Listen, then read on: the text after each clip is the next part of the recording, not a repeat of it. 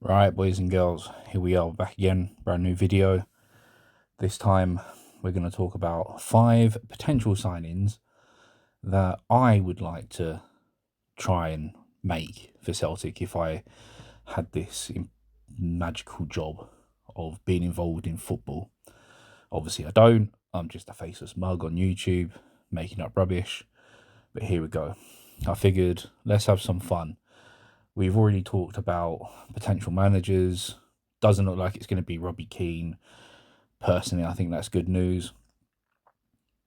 It's supposedly supposed to be Martin O'Neill. But the London Stock Exchange opened and shut on Monday. Nothing was announced. Opened and shut on Tuesday. Nothing announced.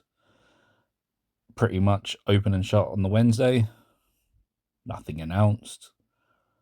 Although it does seem like Nicholson has also announced instead a new job that he's picked up within Scottish football. So rather than focus on any of that, rather than focus on the pending World Cup, which is due to start, because I have very limited interest in that, I figured let's have some fun. Let's talk about 5 players, albeit depending on the feedback, depending on how this goes, depending on what you boys and girls think, maybe I'll do some more, because clearly Celtic don't just need 5 players. We need more.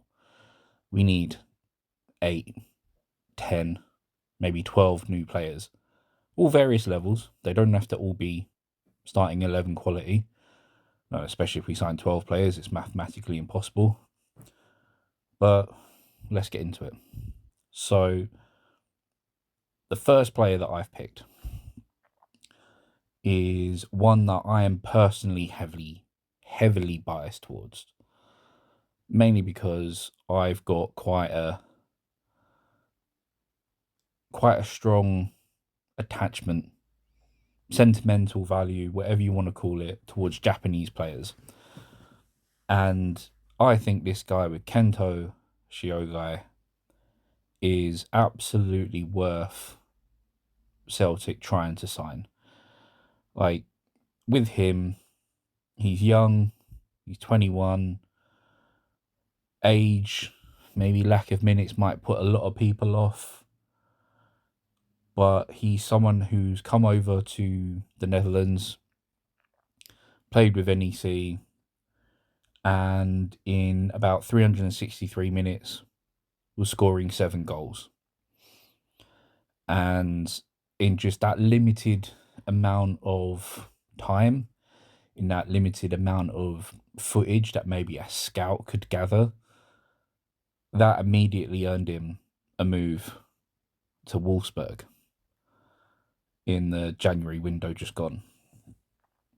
Now, Wolfsburg as a team in the Bundesliga have obviously not done very well. They themselves have been relegated. This is where I feel like Shiogai could potentially be attainable for us. Now officially a Bundesliga 2 player, going to Wolfsburg. Transfer market has his transfer value around 8 million euros, which, I mean, do we really know how much we can take those at face value? But I mean, there's still a good chance that he could be quite an expensive buy, especially with news just breaking recently about this young French lad, Filet, that we've been looking at, who is considerably cheaper than perhaps Shiogai will be. But the reason why I'm so hot on Shiogai is I don't feel like you can ignore his performance in the Dutch league. In very little minutes, he managed to score 7 goals. Practically a goal, roughly give or take, every 53 minutes, somewhere around there.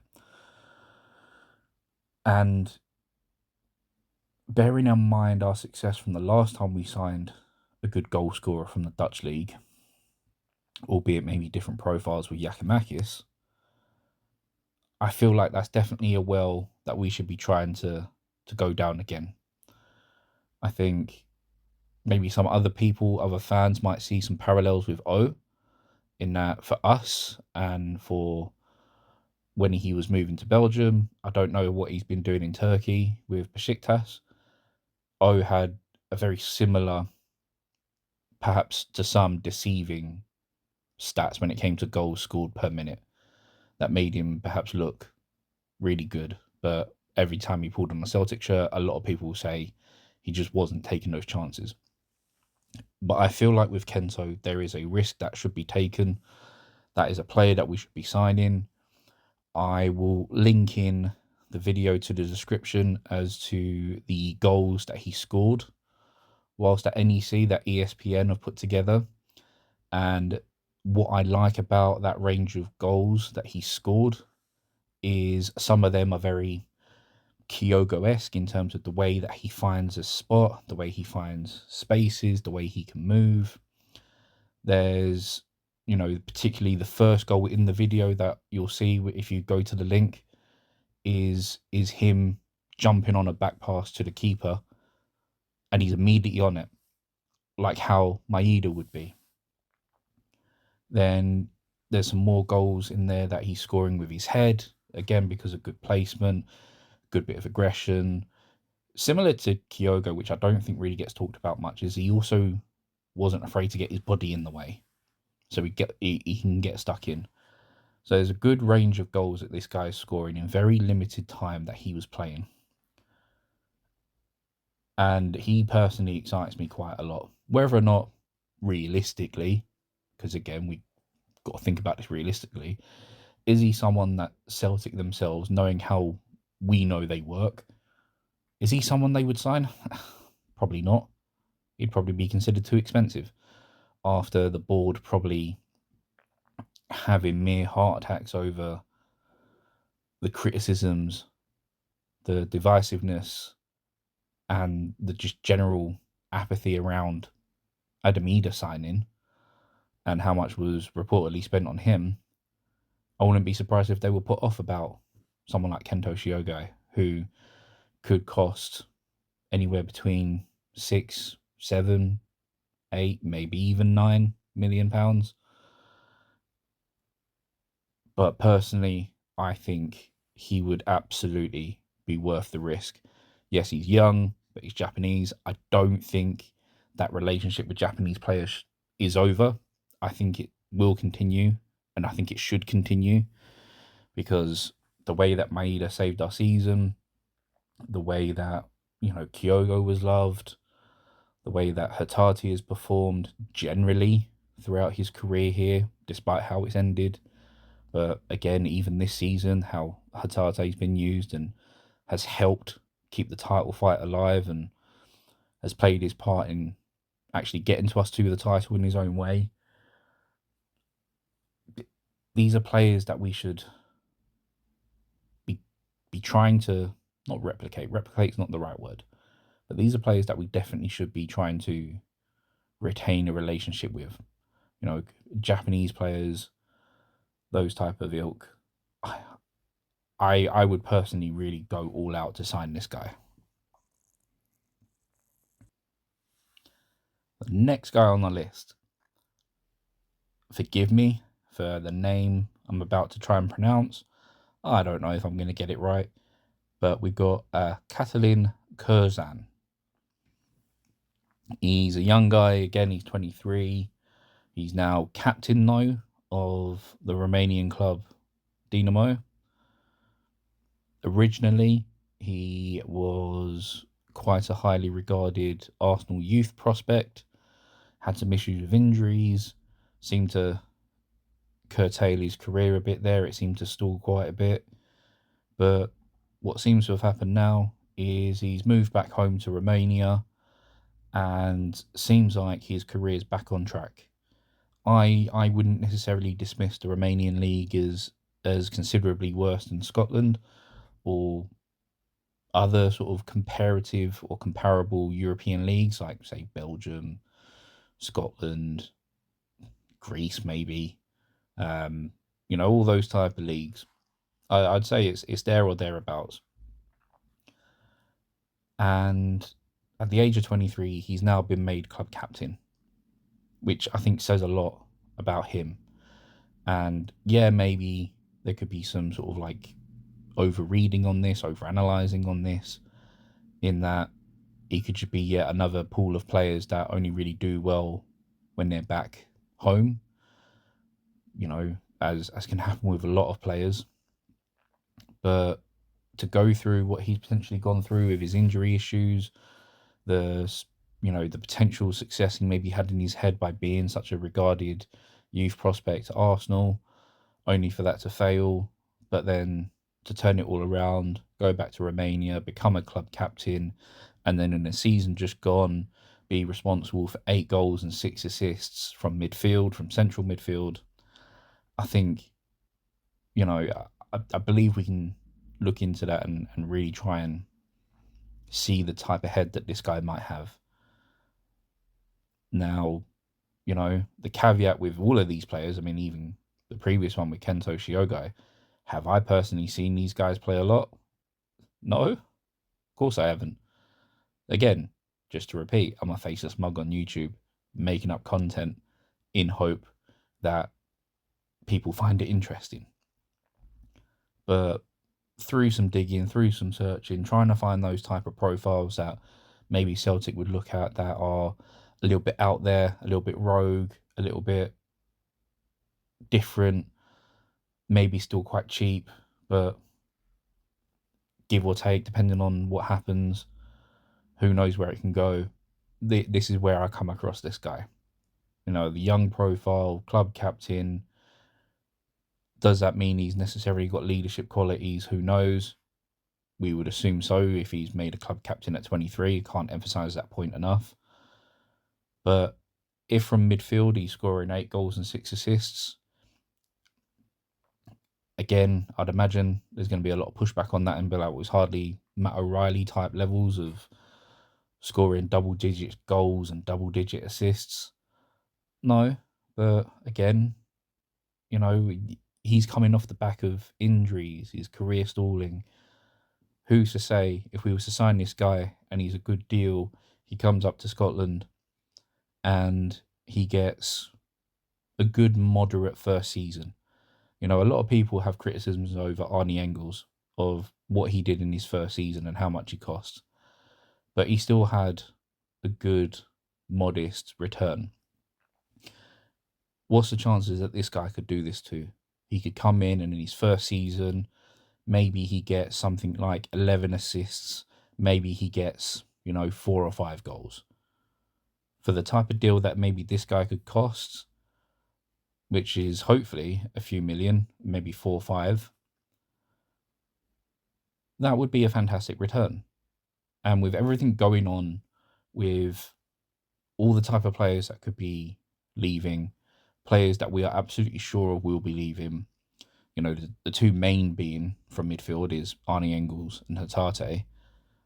We could do with finding these players, finding these profiles, beefing up the squad, getting those options in, because even if we don't bring in other guys like Oxlade-Chamberlain, if we don't bring him back on a free, this guy could be a perfectly good replacement for that type of option. And he could be one of many that we bring in for the midfield to help either give McGregor a break, providing he's still a Celtic player, if what other people want to, start up as rumours as to whether or not he's still going to be here himself. But he could be one of 3 or 4 midfielders that we bring in that help give McGregor a break, maybe rotate him, maybe help with, different styles that we want to play. If we want to play a bit more pragmatically in Europe, or if we want to be a bit more creative in, domestic games, we've got the options off the bench, which is something that we really lacked this season. We've lacked it probably even since Rogic and Aaron Moy left. We need more options, more consistent options, and I think this guy would be good for that. Next up, we have Stefan Leković. Leković? We'll go with Leković. Stefan Leković. Serbian, 22, plays for Red Star Belgrade. I'm not going to try and pronounce their proper name because I would do that an absolute disservice. But we know who Red Star are. And he's been about. For a young guy who's 22, plays as centre-back, he's been around, which is interesting. Because you would imagine if he was a young, promising, serious prospect, he would maybe play more for his parent club. But what is odd with him is the moves that he's had would still suggest he's a young, promising prospect because of the leagues he's being loaned to and the type of clubs that he's being loaned to. Now, obviously, this season, he was loaned out to the Portuguese league. I think the team that he played for, the Estrela, they finished sort of bottom half of the table. They weren't exactly the best defence by the looks of the table. I think they conceded quite a considerable number of goals. But he also wasn't there that long. But overall, for the season just gone, he's played just over 2,000 minutes for both the team in Portugal, Estrela, and his parent club in Red Star. Then before that, last season, he'd also spent some time in the Serie A in Italy with Monza. And again, sort of similar to how his loan spell worked in Portugal, didn't necessarily play that many games in Italy. So his time is split between sort of like a second half spell in Italy and then the first half being in Serbia with Red Star. So it's odd, but he's still playing, a good considerable amount of minutes for, the season just gone, 21-22. The 24-25 season, he would have been, turning 20-21. And then prior to that, the 23-24 season, he then spent a good chunk of the season, the majority of the season, with Villarreal's B team in Liga 2, which is an odd move. But still, I think a considerable one. Because then he would have been, barely 18, 19, 20, however it works. And played a good chunk of time there in La Liga 2, which, if anything, is not miles away from the type of level of football that's probably on offer in Scotland. I mean, certainly the weather and the climates and the environment in itself would probably be a lot more pleasant. But again, in comparison to Scotland and Red Star, I would imagine that the environments overall are not going to necessarily be things that he's not used to. Grey climates, harsh weathers, rainy days. I would imagine he's used to that. And the one thing I find interesting about this guy is because he's so well travelled already at a young age, and given the fact that overall, even though there is a split between his loan club and his parent club each season as to how many minutes he's playing, he's still playing a good few minutes every season. So he's a well-travelled guy, which to me would suggest he's well adaptable to the moves that he makes. And he's another guy that, when you consider what's going on with our centre-backs and the rumours that go on with Austin Trusty, is he, isn't he? I mean, there was rumours last season that he was picking up interest. Will that necessarily continue? Could he have an interest in World Cup that gets him, another shot at being a Premier League player? Who knows? So this type of guy, if we can get him in, what does he offer? Well, he seems like a good lad. He seems like a big lad. And again, trying to think of how Celtic would approach this. Is he the type of player that they would try and go for? If I'm not mistaken, I want to say there was maybe links to him in the past that we were maybe interested in him. So it could well be something that we revisit. But I think with that type of player that he's got, the type of player he is, there's a risk to these type of players, especially this type of guy who hasn't really settled. Because again, we go back to the loans. He's been around Europe. He's young. There's a certain way you can look at it. Either he hasn't really settled anywhere, so he can't find a groove. He's not fitting in, which maybe other people might see as terms of, well, that's why he gets loaned out from Red Star, because he just doesn't seem to fit in. But given the type of profile he is, he's young. He, in my opinion, at least is playing a good amount of football. Transfer market supposedly claims his value is around €2.5 million. Could mean that he is relatively affordable for us. And given the situation we have with Austin Trusty as to what happens with him, what could happen with him if he has a good World Cup, and then more importantly, what the situation is with Cameron Carter-Vickers and whether or not he can now have a strong season and avoid injuries, we need more centre-backs. And I think we could do worse than trying to bring this guy in. Now, the next one, as you can see, I reckon is probably going to be, I would imagine, the more controversial one. Like, if this video was to have any type of reaction, any type of traction, any type of back and forth in the comments, I'd imagine this one would be the type of one that you boys and girls throw back at me and be like, you're being stupid. This is just silly. What on earth are you thinking? In that, why would Tariq Lamptey be a type of player that we could sign? Why would he be a type of player we should sign? More importantly, because this guy has just had the most horrendous luck when it comes to injuries. I mean, we've just come off the back of a season of signing, Alex Oxlade-Chamberlain, who had his own injury issues, but maybe it's short-term memory on my part.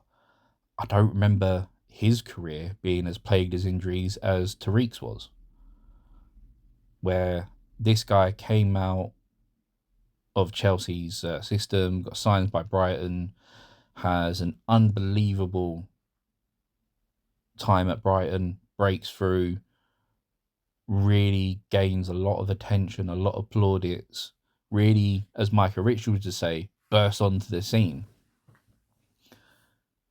and was really looking like a serious prospect. And, someone who was going to go on to be far bigger than what's happened so far because of those injuries. Those injuries that have happened, the ACL injuries that he's had, all this type of stuff has led to him even going to Fiorentina, where is still a big club. Like, even after Brighton, even after all of the injuries, there was still enough hype and potential around this guy that Fiorentina still took that chance, which I think says a lot about the potential of this player. But for whatever reason, the injuries he couldn't shake him. And so obviously Fiorentina released him. Technically now this guy is a free agent and has been a free agent for a little while. This is a mixed one because, again, personally, I think if we can capture the Tariq Lamptey that broke out with Brighton, we have absolutely stolen a watch on this one. But obviously the flip side is he someone, because of all the hype, because of all the potential, because of all of the recognition that was on this guy, and his last two moves being still quite big clubs from Chelsea to Brighton, Brighton to Fiorentina, would he command too high a wage? Maybe. But after being released by Fiorentina, with all these injuries happening, is there going to be many clubs queuing up to sign him? Ooh, I don't know. I think if there was, he wouldn't be a free agent and he would have been picked up. Now, obviously, a lot of that's got to do with the injuries, maybe keeping him sidelined so he couldn't really find a new club because medicals and all of that. But I reckon if we was to push the boat out in this one and we were to cross our fingers that Alistair Johnston, although individually has a great World Cup with Canada, comes back and doesn't move, we've got good foil there between Johnston, Lamptey and Ralston to then rotate that right back position, keep everybody fresh. You know, Johnston himself had his injury issues coming back into the tail end of last season and, you know, eventually making it back in time. But could we get someone like Lamptey in? Could we keep him fresh, keep him protected, look after him, rotate him? Would he even be open to that? Would he want to be a star man if he's coming to Scotland? Would he have his own mindset on, you know, maybe a little bit of ego at play in that if he's coming to Scotland, he wants to be the main guy pulling on the Celtic shirt? Who knows? But I feel like this guy in particular, if Iheanacho and Oxlade-Chamberlain and Aaron Moy and those type of players are anything to go by, he would be such a typical Celtic signing in that he's incredibly high risk because of his injuries and he's incredibly divisive because of how much money the fan base might assume that his name attracts in terms of a weekly wage for a player that is questionable as to whether or not he can bag even just 15 matches playing the full 90. But I think this is the type of guy that Celtic would risk that on. I personally would be really up for it. And we'll see what happens in reality. But if it was me, these are the type of guys I'm going for. These are the type of guys I'm risking it on. So we'll see who's next. So, last but not least, I've got a goalkeeper, as you can see. Again, kind of similar, I would assume, to Tariq Lamptey. It's probably going to be a name because of the profile of the player that cause a bit of division. Throws up some questions about, right, well, come on then. Is this really practical? Is this really affordable? Is this the most realistic options that you could bring to us? Probably not. I'll admit, probably not. But given the size of the rebuild we are having to make, given the amount of players that will absolutely definitely be leaving, and just the state of the squad, even if none of those players left, the overhaul of the squad is massive, and we need to shake it up. We need to do something aggressive. We need to try something ambitious. This is where I feel like this guy comes in. Illan Meslier.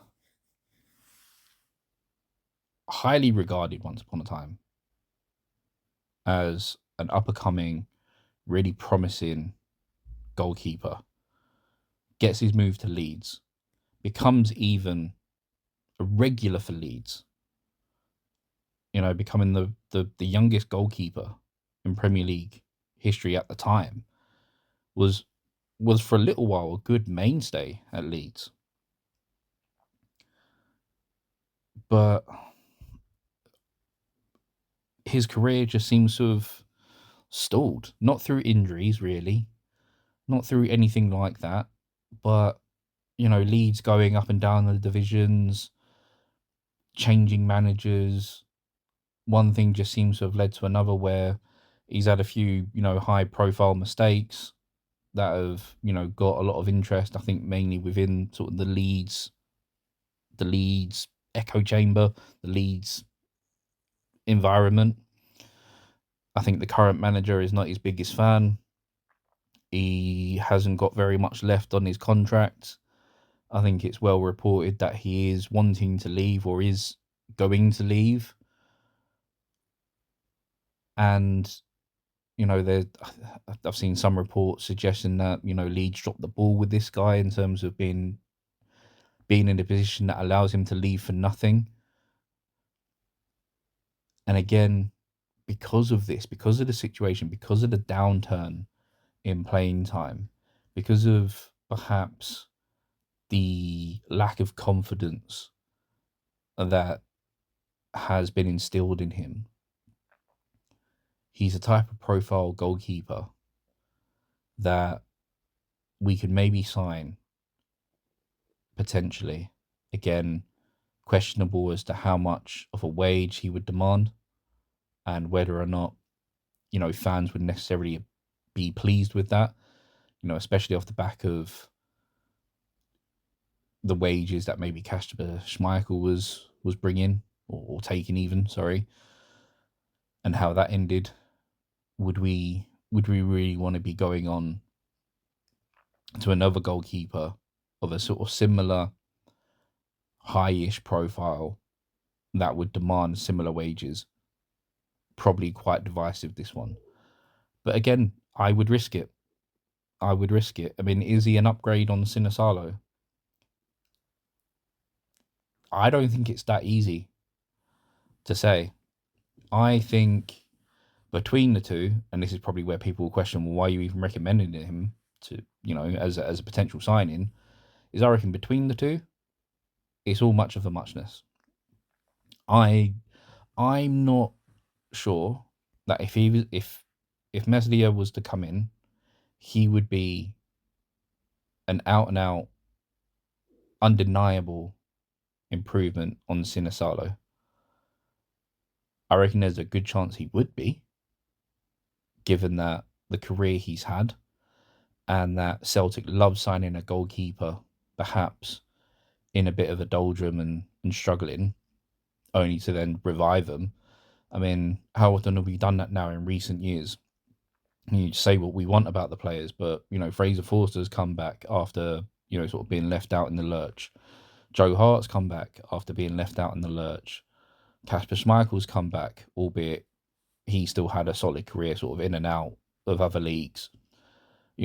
God forbid I even mention him, but even Craig Gordon was practically near retirement, because of all of his injuries, and came back and revived his career.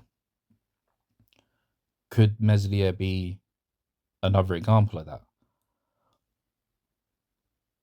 I would think so. And I think, given his contract situation and given his profile, he's someone that I would go for. So, there we are. There are my 5 players. Let me know your thoughts. Tell me, am I playing too much Football Manager? Am I playing too much FC26? Am I talking absolutely out of my faceless arse with some of these suggestions? Should I go out and touch grass? Get in the comments. Let me know. If you like it, let me know if you want to see me do more. Maybe you've got some recommendations of other players, and then I will have a look. We'll try and compile another one, because, as we said at the top of the video, we don't just need 5 players. We need 10, 11, or 12 players. We need more than 5. So if you like this and you want me to do more, let me know. Like, subscribe, leave comments, interact with the video, and then we'll see where we go from there. Peace out.